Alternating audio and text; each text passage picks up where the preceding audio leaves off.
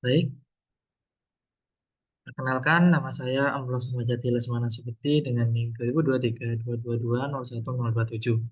Di sini saya akan menjelaskan atau memaparkan tentang paper yang saya buat mengenai bahaya dan upaya penanganan dampak korban bencana gunung berapi. Di sini ada abstrak dengan kata kunci yaitu penanggulangan gunung berapi gunung bencana.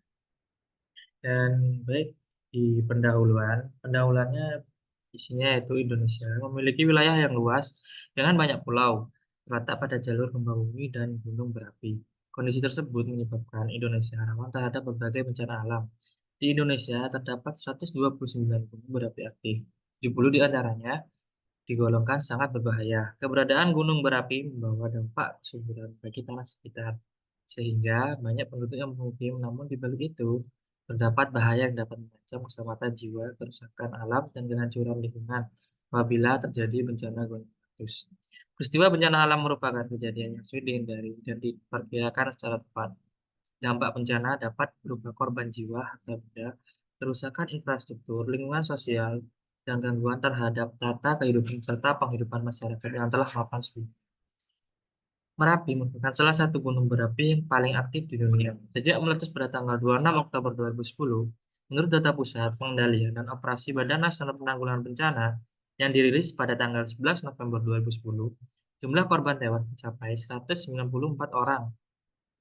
Aliran awan panas yang memuntahkan lava atau material Merapi pada hari Jumat malam 5 November 2010 dengan kecepatan mencapai 100 km per jam dan panas mencapai kisaran 450 sampai 600 derajat Celcius membakar pepohonan dan rumah-rumah sehingga dilakukan evakuasi penduduk secara besar-besaran.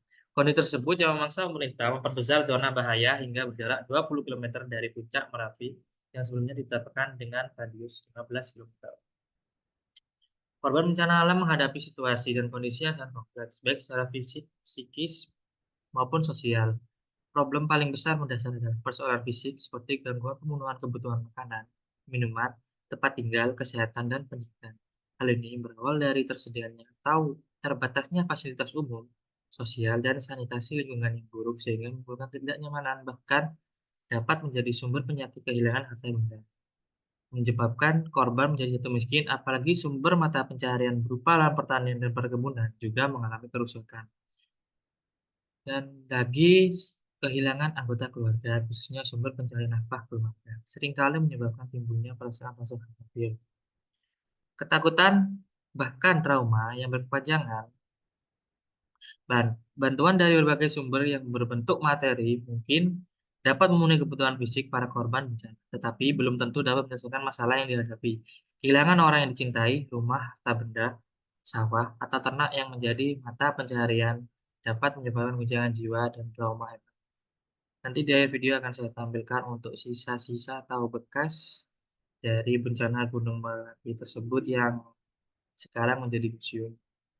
Dan di sini bencana erupsi Gunung Merapi tahun 2010 setidaknya telah menghasilkan kerugian sekitar 4,51 triliun dan 894,35 miliar pada kerusakan yang dibuatnya. Laporan kerusakan tersebut meliputi bidang pemukiman, infrastruktur, ekonomi, sosial, pertanian, pariwisata, serta dari sektor lainnya. Menurut jurnal yang dikutip dari Aisyah pada tahun 2017. Dasarnya dampak yang diakibatkan oleh erupsi Gunung Merapi membuat bergesernya kawasan rawan bencana atau disebut dengan KRB lebih meluas daripada tahun sebelumnya. Berdasarkan peta KRB, Gunung Merapi tahun 2002, beberapa dusun seperti Kopeng, Kepuharjo, Mangkurejo, Cangkringan, dan dusun lain terletak di sebelah barat daya dari Gunung Merapi semula berada di kawasan KRB 2. Namun setelah erupsi 2010 menjadi KRB 3. Di sini ada gambar peta KRB Gunung Merapi dan area terdampak pada letusan tahun 2002.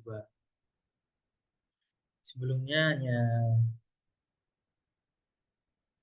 kecil dan sekarang untuk tahun 2010 dia melebar seperti di gambar. Dalam situasi yang demikian, maka diperlukan upaya penanganan dampak sosial psikologis terhadap korban agar terhindar dari gangguan psikologis dan permasalahan sosial yang lebih luas. Penelitian ini dimaksudkan untuk mengetahui upaya penanganan dampak sosial psikologis korban bencana Merapi yang telah dilakukan.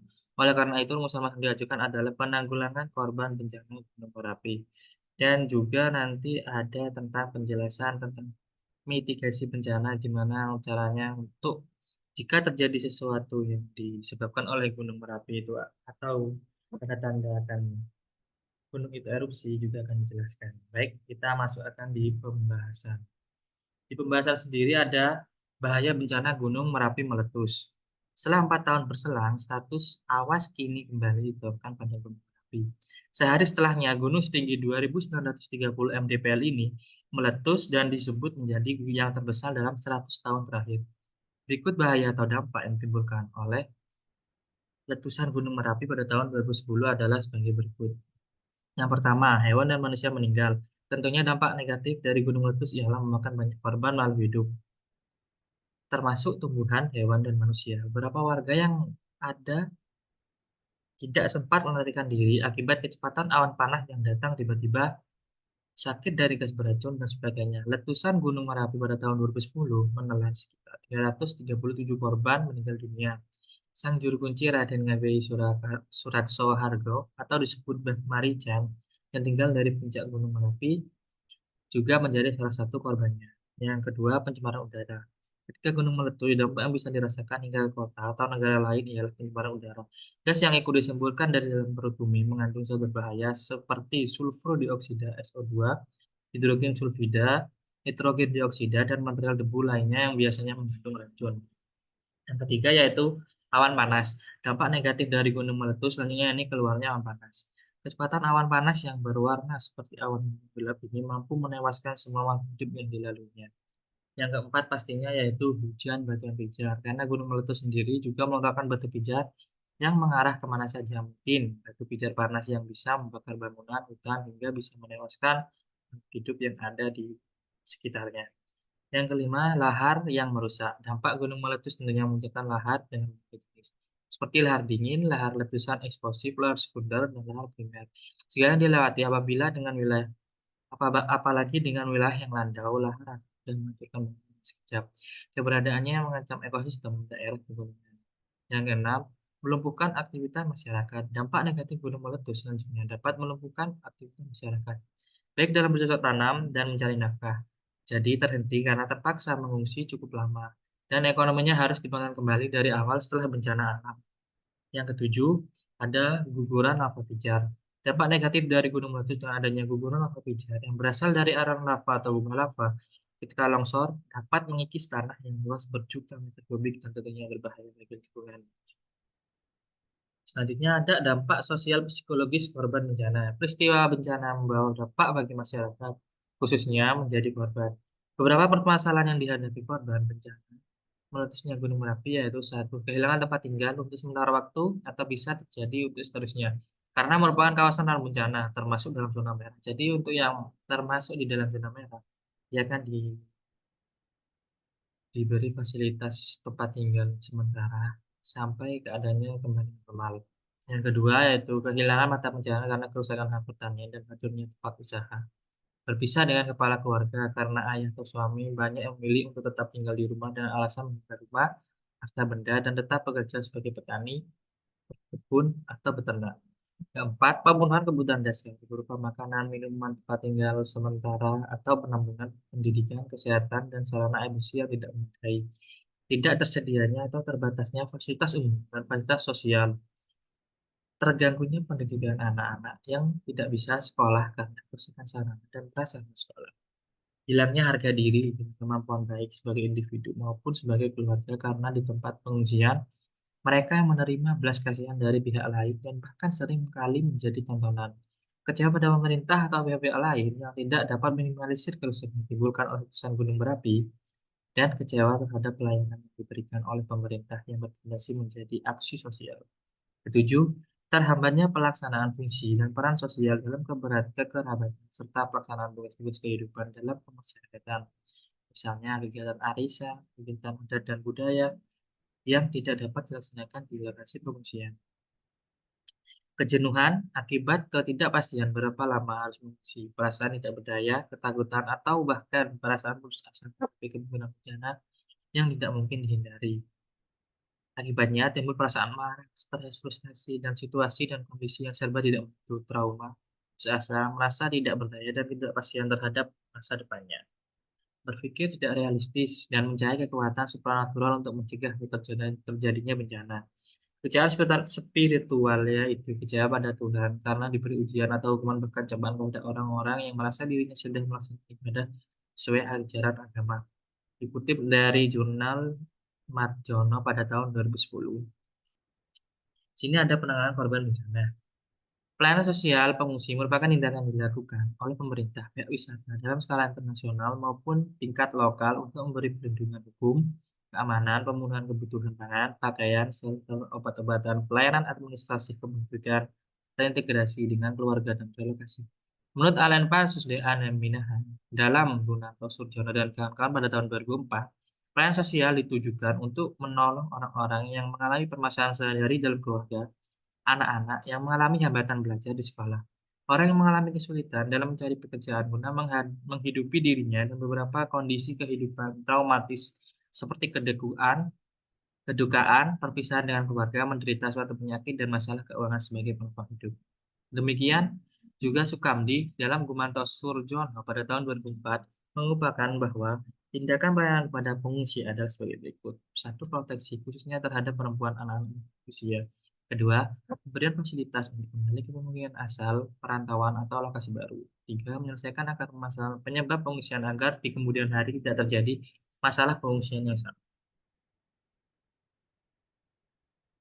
Sebenarnya masalah mendasar yang dihadapi oleh korban bencana termasuk korban meletusnya Gunung Merapi adalah pemenuhan kebutuhan fisik seperti makan, minum, tempat tinggal yang aman. Kebutuhan fisik ini penting karena penduduk yang tinggal di daerah rawan bencana ketika Merapi meletus harus segera menyelamatkan diri menuju ke tempat yang aman atau barak pengungsian yang sudah disediakan pemerintah seperti di Bali atau letaknya memang lebih aman dan jauh dari zona merah. Penanganan trauma juga dilakukan bagi anak-anak karena mereka belum tahu cara mengontrol emosi dan mungkin belum paham apa yang sebenarnya terjadi. Relawan mengadakan aktivitas bermain seperti menggambar, mewarnai, dan permainan kelompok seperti menyanyi. Tujuannya untuk menghilangkan kebosanan pada anak-anak selama pengungsian. Selain itu juga mendengarkan cerita. Kesimpulannya yaitu korban bencana, khususnya pengungsi, memerlukan berbagai kebutuhan agar dirinya dapat bertahan hidup dan bangkit kembali. Semakanya untuk hidup bermasyarakat, kebutuhan tersebut antara lain pakaian, tempat tinggal, pelayanan kesehatan, air bersih, dan sarana MCK. Pengungsi juga membutuhkan pelayanan psikososial, keagamaan, pendidikan, kependudukan, informasi, dan integrasi dengan pelayanan untuk berusaha atau bekerja termasuk permodalan. Berbagai kebutuhan tersebut merupakan permasalahan pengungsi. Untuk itu diperlukan penanganan agar permasalahan kebutuhan dasar pengungsi dapat terpenuhi dengan kebutuhan korban bencana tidak lagi dilakukan oleh satu lembaga atau organisasi saja, tetapi diberikan koordinasi dan keterpaduan program baik dari pemerintah, LSM, organisasi sosial, organisasi kemasyarakatan, dunia usaha, dan pihak-pihak yang peduli terhadap masalah korban bencana. Kondisi di lapangan menunjukkan bahwa banyaknya bantuan seringkali tidak sebanding dengan jumlah orang yang membutuhkan, sehingga sulit didistribusikan dan bantuan kurang sesuai dengan kebutuhan pengungsi. Selanjutnya, untuk menghilangkan trauma sosial, psikologis, dan kejenuhan di tempat pengungsi, telah dilakukan berbagai aktivitas seperti hiburan, konseling, advokasi, tracing, dan reunifikasi informasi, penyuluhan dan bimbingan sosial, serta pelatihan-pelatihan sebagai bekal hidup di kemudian hari. Baik, terima kasih. Jika ada salah kata atau kesamaan kata-kata yang dibuat oleh jurnal lainnya, saya mohon maaf sebesar-besarnya. Baik, terima kasih.